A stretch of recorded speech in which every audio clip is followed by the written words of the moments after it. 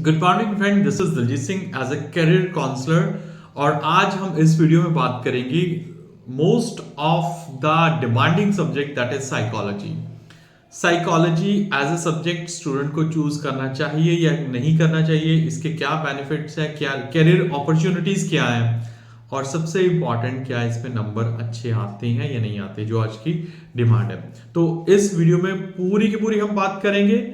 और अगर ये आप वीडियो YouTube शॉर्ट्स पर देख रहे हो या फिर इंस्टाग्राम पर रील पर देख रहे हो, तो डिस्क्रिप्शन में फुल फ्लेज वीडियो का लिंक दिया गया है, उस पर क्लिक कीजिएगा और ये आपको वीडियो रीडायरेक्ट कर देगा फुल वीडियो की तरफ। तो सबसे पहले आते हैं कि साइकोलॉजी है क्या। Means question, what is psychology? Psychology is a study of human mind, behaviour, thoughts and sometime feeling. Second question हमारे सामने आता है, why you should choose psychology? Psychology choose क्यों करनी चाहिए? तो देखो, बड़ी सिंपल सी बात है, जब हम कोई सब्जेक्ट चूज करते हैं तो उसमें देखते हैं कि इसका फ्यूचर क्या है। Most of the people still think psychology choose करके आप एक जस्ट कैरियर काउंसलर बन सकते हो, या फिर क्लिनिक साइकोलॉजी लेके आप किसी भी साइकेट्रिक के अंडर काम कर सकते हो और इन फ्यूचर साइकेट्रिक बन सकते हो। But that's not limited to career counselling और क्लिनिक साइकोलॉजी। इसकी बहुत सारी और भी ब्रांचेस हैं जो कि मैं आपको बताने जा रहा हूं। साइकोलॉजी का एरिया बहुत वास्ट हो चुका है, that's not limited to career और क्लिनिकल साइकोलॉजी। क्लिनिकल साइकोलॉजी और करियर काउंसलिंग जो है वो एक बेसिक पार्ट है। उसके अलावा आप इंडस्ट्रियल साइकोलॉजी ले सकते हो, जैसे कि corporate psychology, sports psychology, media psychology, ढेरों ही ऐसे टाइप हैं। हम बात करेंगे एक एक साइकोलॉजी के टाइप को लेकर, उसका फ्यूचर क्या है, आप कैसे इसमें ग्रो कर सकते हो, और आफ्टर 2025 ये सब्जेक्ट आपको कैसे बेनिफिट दे सकता है। तो बेसिकली मैंने 4-5 तरीके के जो साइकोलॉजी टाइप्स बताई हैं, हम डिटेल में इसके बारे में बात करेंगे। अब सबसे पहले मैं बात करता हूं क्लिनिकल साइकोलॉजी। क्लिनिकल साइकोलॉजी है क्या और इसका फ्यूचर क्या है आपके स्टेट में, आपके कंट्री में? Clinical psychology is a psychologist that help the people in the mental health. जिनकी मेंटल हेल्थ इंप्रूव करने के लिए जो बंदा उनकी हेल्प करता है, that is the part of the clinical psychology. इसकी जो आज की डेट में डिमांड है वो बढ़ रही है, because most of the people are depressed. तो उनको एक बंदा चाहिए, उनको एक काउंसलर चाहिए जो उनकी काउंसलिंग करके बता सके कि उन्हें लाइक ये प्रॉब्लम से कैसे राहत मिल सकती है। तो clinical psychology is the solution for that. तो 10th के बाद अगर आप साइकोलॉजी चूज कर रहे हो तो ऑब्वियसली क्लिनिकल साइकोलॉजी डायरेक्टली नहीं होगी, but later on when you completed your graduation और post graduation you can opt this field. You can help the people for their mental health. Clinical psychology ultimately help the people to make them calm. तो ये चीज़ बहुत ज़्यादा demand में होने वाली है और कुछ गवर्नमेंट की जॉब्स भी इसके रिगार्डिंग होने वाली है। So that's why the future of clinical psychology is bright. Next है एजुकेशनल साइकोलॉजी। एजुकेशनल साइकोलॉजी को अडॉप्ट करके आप या तो as a counsellor role play कर सकते हो, स्टूडेंट को गाइड कर सकते हो कि उनका फ्यूचर क्या है। और छोटी छोटी प्रॉब्लम, जैसे कि काफ़ी स्टूडेंट्स को प्रॉब्लम आती है कि उनका फोकस नहीं हो पा रहा, वो स्टडी पे अटेंशन नहीं दे पा रहे हैं, या फिर पढ़ते हैं तो भूल जाते हैं, या फिर प्रॉब्लम्स कुछ ऐसी आती हैं कि like because of social media they are not able to concentrate, और उनको बहुत सारी ऐसी प्रॉब्लम, भूलने की आदत हो जाती है कि काम करते करते भूल जाते हैं, या फिर they are not able to recall the things for a long time. तो so that's why in every school, though it's a private और पब्लिक, तो यहाँ पर एक काउंसलर का होना, एजुकेशनल साइकोलॉजिस्ट का होना जरूरी है। तो so that is the future of the educational psychology. Next part is the part of psychology that is called the sports psychology. Sports psychology help the counselors to enhance the performance of the sports athletes.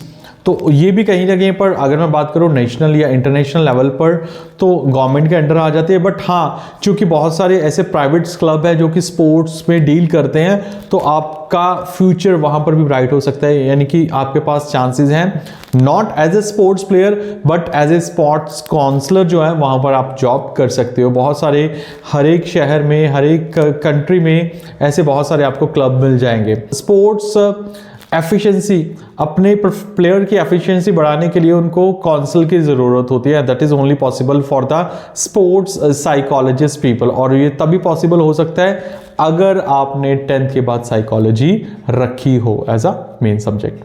Next है industrial या फिर organisational psychology. Organisational psychology as a counsellor आपको hire कर लिया जाता है बड़ी बड़ी कंपनी द्वारा, जिसमें आप उनके एम्प्लॉयज़ की प्रोडक्टिविटी बढ़ाने में, उनके जो बीच में टेंशन्स है वो रिड्यूस करने के लिए आप उनकी हेल्प करते हो.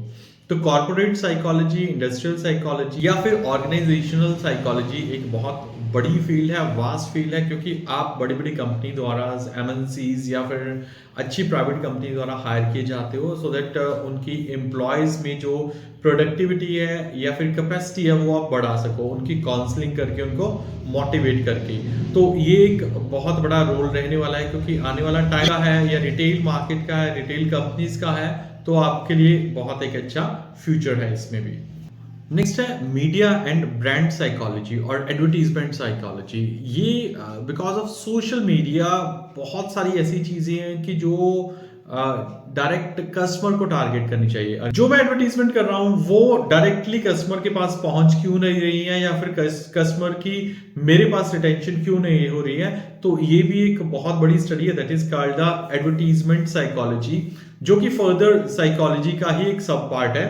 इसमें भी बहुत अच्छा फ्यूचर रहने वाला है, because as you know that most of the people are shifting their business from physical to online store. तो ऑनलाइन स्टोर में अगर आपको कस्टमर को पिच करना है तो आपको किसी ना किसी तरह से उसके आइडियाज या थॉट्स पर जाना होगा.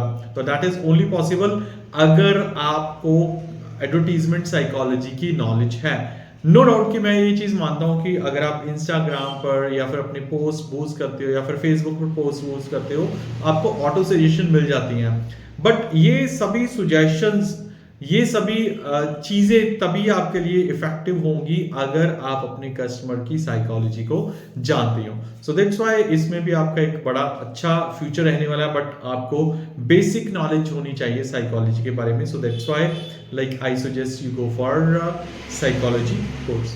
Next is forensic psychology. Forensic psychology directly आती है अंडर द गवर्नमेंट. किसी भी जगह पर क्राइम हुआ है या मर्डर हुआ है तो वहाँ पर जो सबसे पहले बंदे पहुँचते हैं वो फॉरेंसिक डिपार्टमेंट से होते हैं. तो लाइक फॉरेंसिक डिपार्टमेंट वाले बंदों को भी साइकोलॉजी की स्टडी करना ज़रूरी है, तभी वो गवर्नमेंट जॉब के लिए या फिर इस तरह की जॉब के लिए अप्लाई कर सकते हैं. So that is another feature. तो ये तभी पॉसिबल हो सकता है कि अगर आप 10th के बाद यानी कि +1 +2 में साइकोलॉजी ऑप्ट कर रहे हो. सो ऐसा नहीं है, अगेन मैं रिपीट कर रहा हूँ कि psychology is limited to counsellor और थेरेपिस्ट. ये बहुत ज़्यादा आपकी हेल्प करती है. Health and therapy, human resources, counselling and coaching, marketing and research. तो लास्ट में मैं यही कह सकता हूँ कि psychology is not a subject, it's a skill. अपने स्किल को इम्प्रूव करना चाहते हो, अपनी मेंटल हेल्थ को इम्प्रूव करना चाहते हो, opt for the psychology. Success achieve करना चाहते हो, काम माइंड से अचीव करना चाहते हो, साइकोलॉजी इज द आंसर. तो साइकोलॉजी ही आपके लिए बेनिफिशियल होने वाली है. अब साथ के साथ ये भी मैं क्लियर कर दूं कि लाइक कई बार स्टूडेंट्स 10th के बाद वो सब्जेक्ट्स ऑप्ट करते हैं जिसमें नंबर अच्छे आते हैं. देखो 2025 के बाद number does not matter, skill matter. अगर आपके सपोज ABCD सब्जेक्ट कुछ भी आप रखते हो, नंबर उसमें अच्छे हैं बट आपके स्किल्स नहीं हैं, तो आपको ये प्रॉब्लम होगी, प्रॉब्लम क्रिएट्स होंगी, डेफिनेटली होगी. सो साइकोलॉजी जस्ट सब्जेक्ट नहीं है, it's a skill and so that's why its demand is increasing. But still if you are confused कि psychology after 10th रखनी भी चाहिए या नहीं रखनी चाहिए, आई एम अवेलेबल 24/7. आप मेरे को कॉल करके दिए हुए नंबरों पर अपॉइंटमेंट लेके जलंधर में मेरे ऑफिस में विजिट कर सकते हो for any kind of guidance regarding children behaviour, thoughts, ideas या फिर किसी भी तरह की प्रॉब्लम के लिए I am available. You can call me on the given number. Thank you.